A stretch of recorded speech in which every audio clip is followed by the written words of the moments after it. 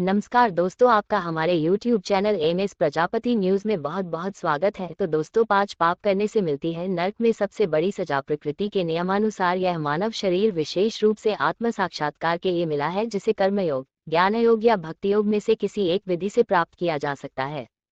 योगियों के लिए यज्ञ संपन्न करने की कोई आवश्यकता नहीं रहती, क्योंकि वे पाप पुण्य से परे होते हैं। किंतु जो लोग इंद्रिय तृप्ति में जुटे हुए हैं, उन्हें पूर्वोक्त यज्ञ चक्र के द्वारा शुद्धिकरण की आवश्यकता रहती है।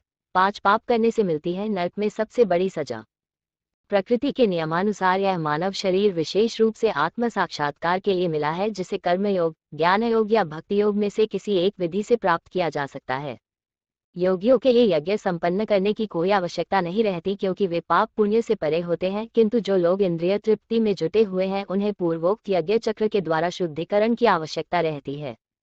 भविष्य पुराण के अनुसार पृथ्वी पर जन्म लेने वाले हर प्राणी को तन, मन और वचन से किए गए बुरे कर्मों का फल भोगना पड़ता है। कुछ पाप महापाप माने जाते हैं, जिन्हें करने से नरक में सबसे बड़ी सजा भोगनी पड़ती है। जो मनुष्य दूसरों की वस्तु हड़पने या चुराने का प्रयास करता है, वो महापापी माना जाता है।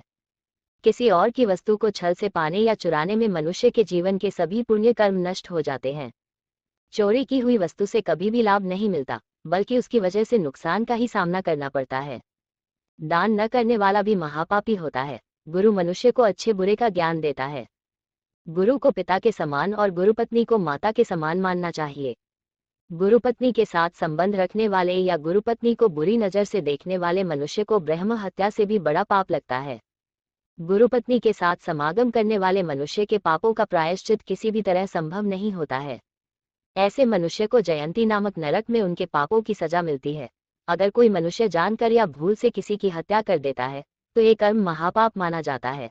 ऐसा कर्म करने वाले मनुष्य को जीवन भर दुखों का सामना करना पड़ता है। सिर्फ हत्या करने वाला ही नहीं, बल्कि ऐसे काम में साथ देने वाले मनुष्य को भी कुंभीपाक नाम के नरक की यातना सहनी पड़ती है। इसलिए मनुष्य को भूलकर भी हत्या जैसे बुरे कर्म में भाग नहीं लेना चाहिए। मादक पदार्थों और शराब से दूर रहना चाहिए, अन्यथा व्यक्ति महापाप का भागी बन जाता है। नौकरों से बुरा व्यवहार, पशु पक्षियों पर जुल्म और ब्राह्मण की हत्या करना भी महापाप की श्रेणी में आता है।